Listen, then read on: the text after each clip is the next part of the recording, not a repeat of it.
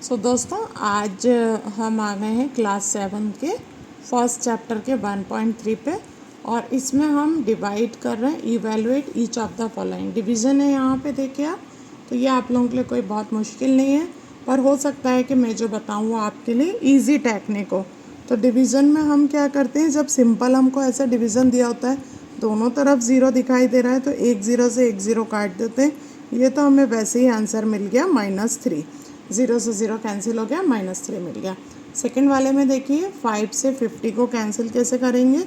5 को 5 1 ज़ा 5, 5 0 ज़ा 0 और माइनस इसके मिल जाएगी तो आंसर हमें मिलेगा 10 माइनस का।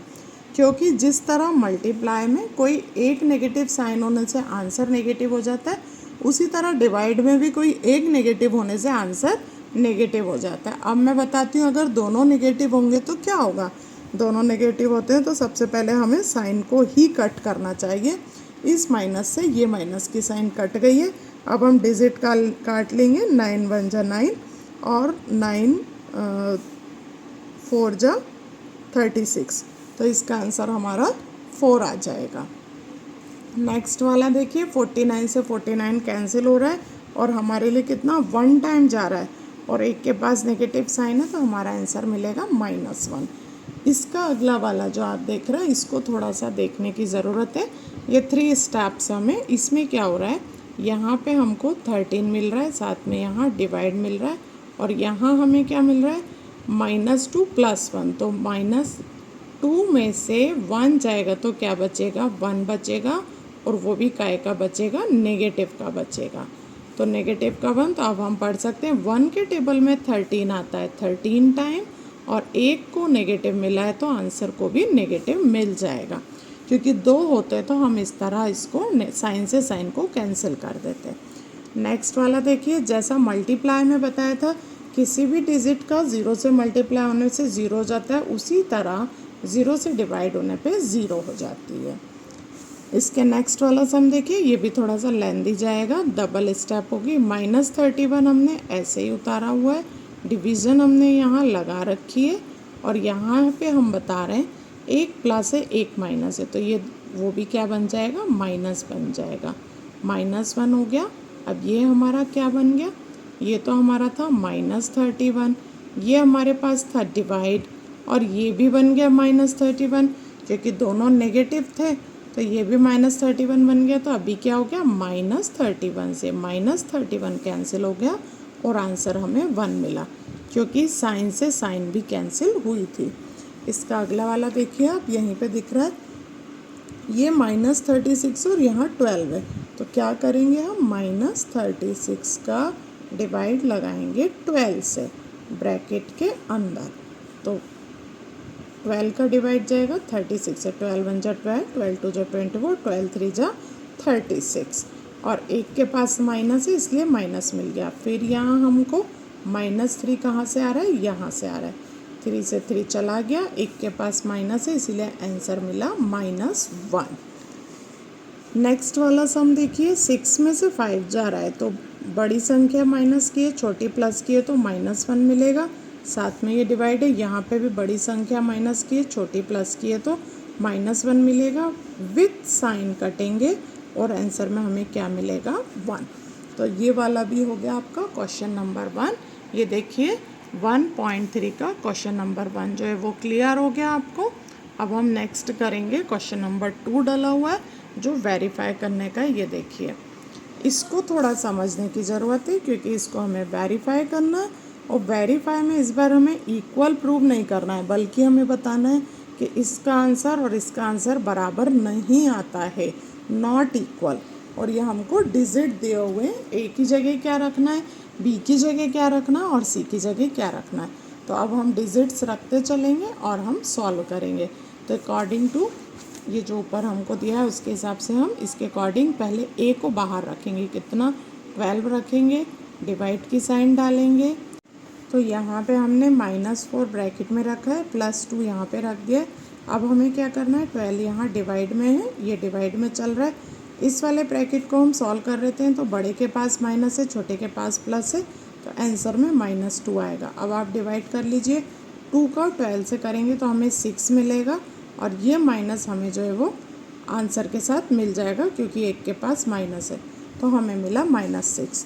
अब जो हमें ये नॉट इक्वल कह रहे थे तो वो हमें नॉट इक्वल प्रूव करना है। प्रूव करने के बाद हम साइन लगाएंगे।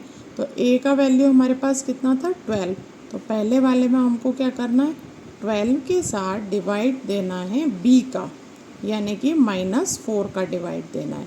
फिर ये हमारा ब्रैकेट बंद हो गया है, ब्रेक ब्रैकेट से हम इसे बंद कर देते हैं और यहाँ प्लस साइन डालते हैं। हम प्लस साइन के साथ हमारे को आएगा, अगेन हमको ब्रेक ब्रैकेट बनाना है। a का हमारा 12 है और c का हमारे को वैल्यू मिला हुआ था 2, तो ये हमने लगा दिया 2।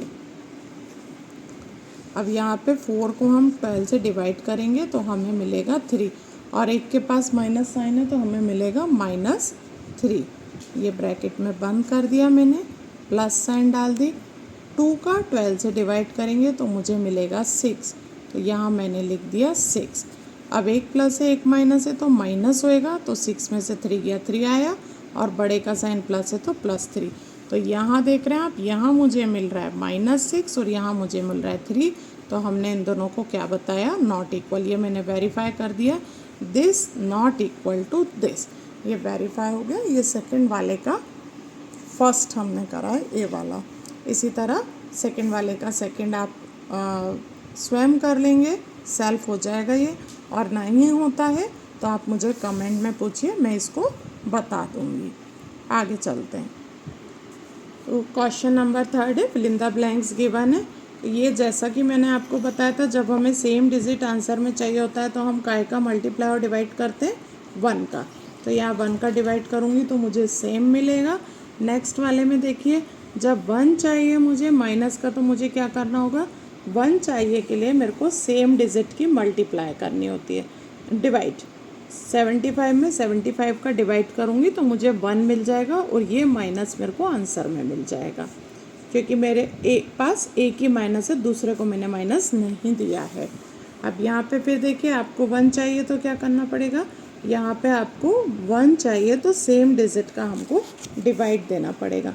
Same digit means 206। अब बात ये है कि यहाँ माइनस है और मुझे ओनली 1 चाहिए, तो मुझे डिवाइड में भी माइनस देनी पड़ेगी।